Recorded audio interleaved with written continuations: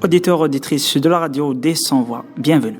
Radio des Sans-Voix vous invite à écouter l'interview réalisée à l'occasion de la Journée internationale de la lutte contre le VIH avec M. Debiche et le docteur Aliane Leila, tous deux au service infectieux de l'hôpital CHU Tizi Ouzou, ont répondu à notre radio, Radio des Sans-Voix. Non, c'est moi la voix. Non, c'est moi la voix. Nous sommes la voix. Nous sommes tous la voix des sans-voix. Bonjour, je suis professeur Tibiche, professeur en épidémiologie au CHU de Tizi Ouzou. Donc aujourd'hui, nous organisons, comme chaque année, la journée mondiale de la lutte contre le sida, qui est journée mondiale préparée par chaque année. Le CHU de Tizi Ouzou participe à l'organisation de cette journée, à l'instar de tous les pays du monde qui célèbrent cette journée pour la lutte contre cette maladie qui est le sida, et qui, bien sûr, qui est une maladie importante par le nombre de cas qui existent dans le monde, par le nombre de décès qu'elle cause aussi chaque année, et pour sensibiliser les populations pour éviter est-ce qu'ils se contaminent par le virus du sida. Donc, la différence entre maladie et virus, c'est que le virus, c'est l'agent infectieux, si vous voulez, c'est le microbe qui entre dans un organisme et c'est lui qui entraîne la maladie. Et comment il entraîne la maladie? En touchant un peu le système de défense du corps. Ça, c'est la particularité du virus du sida. Il touche les systèmes de défense du corps, et puis les systèmes de défense du corps ne seront plus capables de se défendre contre les autres micro-organismes ou les autres microbes qui, eux, vont par la suite entraîner beaucoup de maladies ou des maladies chez les personnes qui sont contaminées par le virus du sida. Le virus, il se transmet essentiellement par le sang et par les relations sexuelles. Essentiellement, les relations sexuelles, quelles que soient, soit hétérosexuelles, soit homosexuelles, ou les deux. Les études dans le monde ont montré que c'est-à-dire le mode de transmission le plus fréquent de ce virus, ou de virus de sida, ou de HIV, ou le virus de l'immunodéficience humaine, comment on l'appelle, et transmet essentiellement lors des relations sexuelles. Et puis il y a d'autres modes de transmission, par le sang ou par de la mère à enfant. Quand la mère est contaminée, elle peut contaminer son enfant, soit lors de la grossesse, lors de l'accouchement, ou également lors de l'allaitement. Donc, si on parle du virus, c'est le VIH. Donc, le virus, on l'appelle le VIH, virus de l'immunodéficience humaine. Ça, c'est le virus.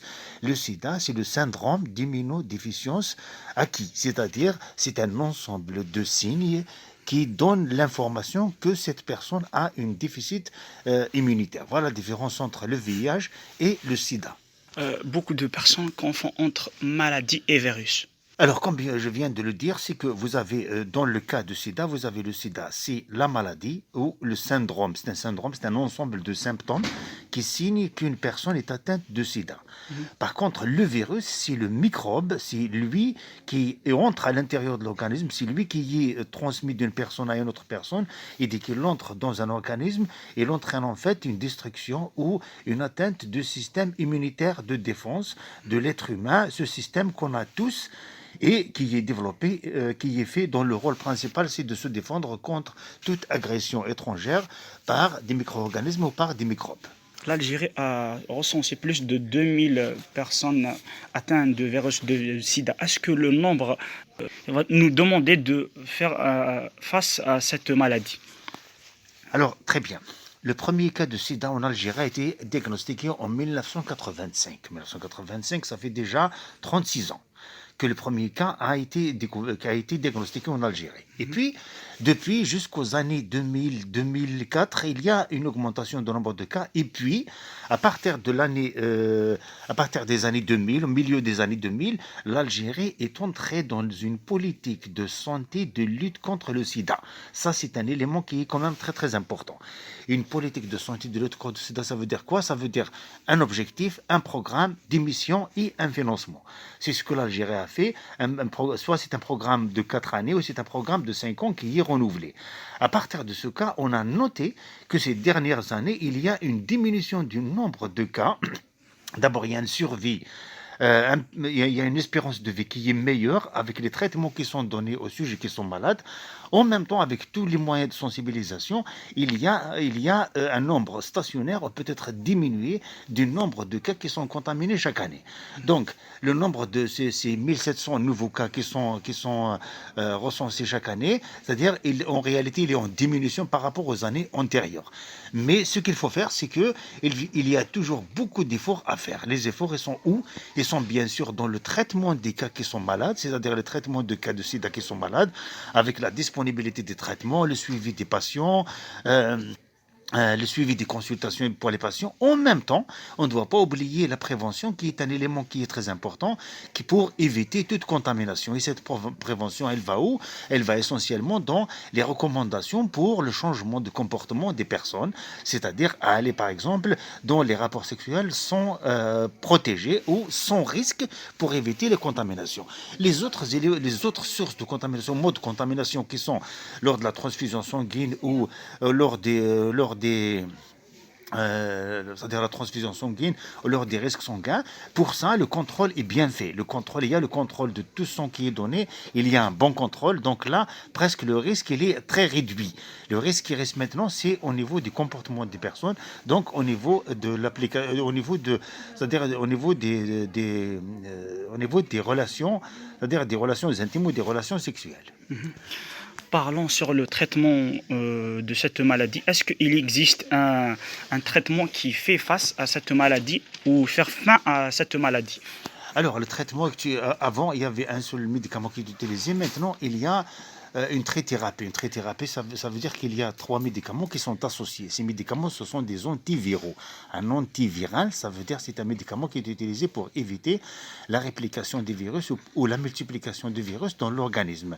Donc, ce qui évite, est-ce qu'il y aurait, si vous voulez, l'aggravation de la maladie. Donc, il y aura toujours une bonne stabilité de la maladie, puisque le sida est une maladie chronique. Donc, c'est une maladie qui dure dans le temps et qui nécessite un traitement au long cours. Et donc, cette stabilisation, si vous voulez, de la charge virale ou du nombre de virus va entraîner, est-ce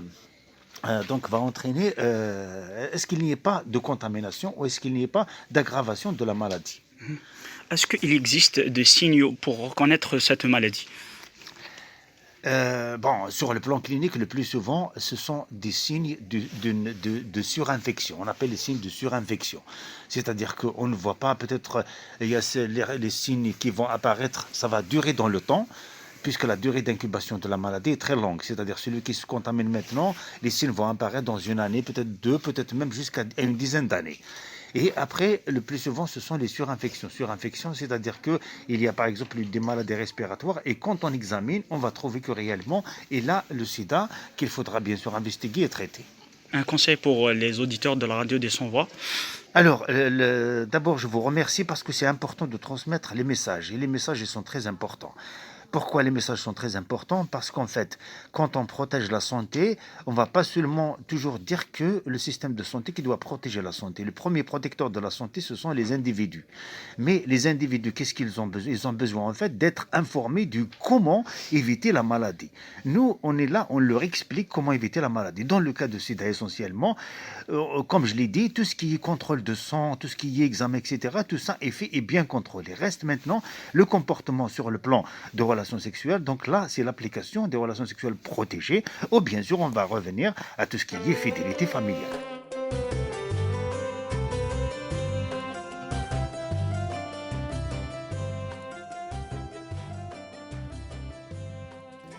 Madame Hélène, pour commencer, pouvez-vous nous parler sur les signaux de cette maladie qui est un peu très grave et qui se propage de jour en l'autre en Algérie?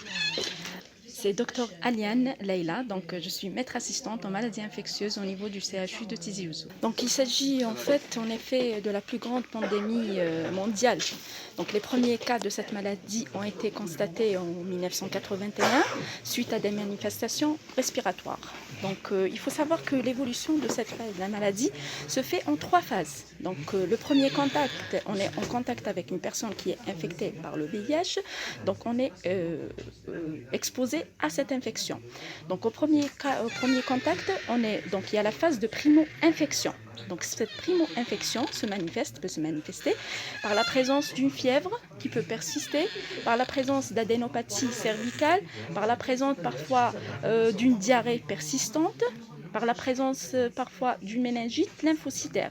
Donc le plus souvent, il est rare qu'on fasse le diagnostic à cette phase-là.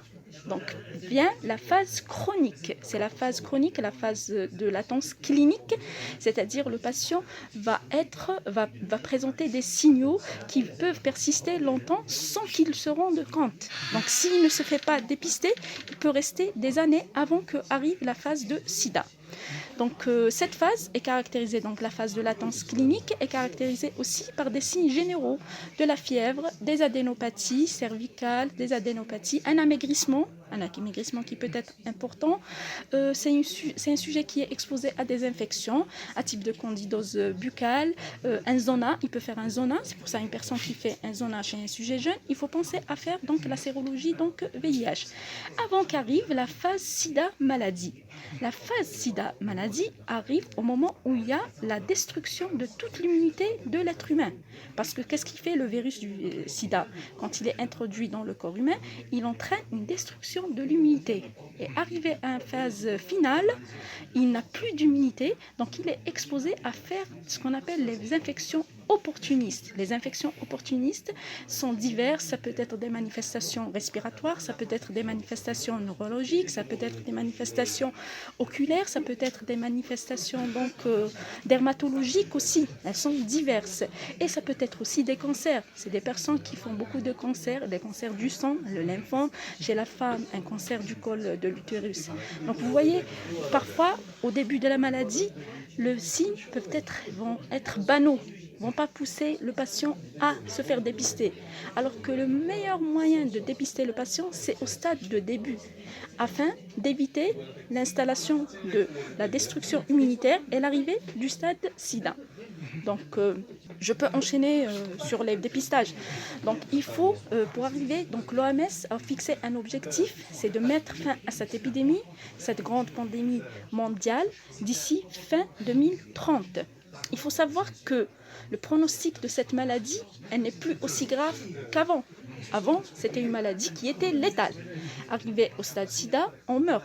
Mais maintenant, depuis l'arrivée des traitements qui restent efficaces, donc ces thérapeutiques-là ont révolutionné le pronostic des patients. Elle a amélioré la qualité de vie de ces patients. D'ailleurs, on ne parle plus de sidéens, on parle de personnes vivant avec le VIH, parce qu'on vit maintenant avec le VIH. Mais à condition qu'on se fasse dépister donc, au stade de début. Donc pour mettre fin à cette épidémie, il faut que tout le monde mette la main, que ce soit les sociétés civiles, les sociétés, les médecins. Il faut dépister le max de patients, d'accord. Dépister au niveau donc des populations cibles, pas seulement dans les populations générales. Une femme enceinte devrait avoir une sérologie donc VIH, proposer un bilan prénuptial chez toute personne qui va se marier, donc il faut demander la sérologie VIH. Devant les signes que je viens de citer, que ce soit une fièvre persistante, que ce soit un amaigrissement, que ce soit une diarrhée, que ce soit des adénopathies, que ce soit des signes respiratoires qui ne répondent pas au traitement usuel, il faut faire le dépistage. Donc il faut accélérer et élargir donc, le dépistage. Et pour mettre fin au sida, il faut pas stigmatiser ces personnes-là, il faut les dépister. Donc il faut dépister les patients, alors sans préjugés, sans discrimination, il faut arriver à mettre fin aux inégalités et à mettre fin au sida. Parlons sur la prise en charge de cette maladie, parlons aussi sur le patient lui-même, est-ce qu'il est pris en charge ou pas? Donc concernant le patient, il est pris en charge. Nous savons maintenant que le CHU de Tizi Ouzou est devenu centre de référence de prise en charge du VIH. D'accord. Donc depuis 2014, on prend en charge les malades VIH ici. Donc ils sont dépistés ici au niveau de notre laboratoire. Donc le laboratoire de microbiologie nous assure un dépistage, nous fait les sérologies ELISA, d'accord. Il nous fait aussi les charges virales pour quantifier le virus dans le sang. Il nous fait aussi, le laboratoire d'hémobiologie nous fait aussi le taux de CD4. Donc une fois que le patient a été dépisté, il est soit hospitalisé s'il présente des signes qui nécessitent l'hospitalisation, soit il est pris en charge en ambulatoire. Donc nous avons des consultations, il y a des consultations de prise en charge de ces patients-là. Le traitement il est gratuit, il est fourni donc par l'hôpital. Donc c'est des patients qui sont revus de façon régulière, chaque 3 mois, chaque 6 mois, avec un bilan, un suivi, un bilan clinique, un bilan biologique, un examen clinique. On leur fait aussi le suivi viro-immunologique, on leur fait une charge virale, un taux de CD4 pour attester de l'efficacité de ce traitement-là. D'accord. Et le traitement, il aura servi au niveau donc de l'hôpital. Un mot de la fin pour les auditeurs de la radio des Sans-Voix. Alors pour les auditeurs de Radio 220, je vais leur dire dépistez-vous.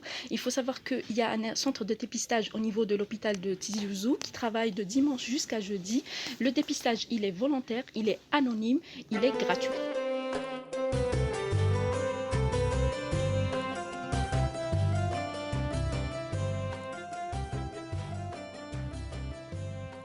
Chers téléspectateurs, nous arrivons à la fin de cette émission. Merci de nous avoir écoutés. Je vous donne le rendez-vous à la semaine prochaine. Soyez au rendez-vous. Merci. C'est moi la voix. Non, c'est moi la voix. Non, c'est moi la voix. Nous sommes la voix. Nous sommes tous la voix des sans-voix.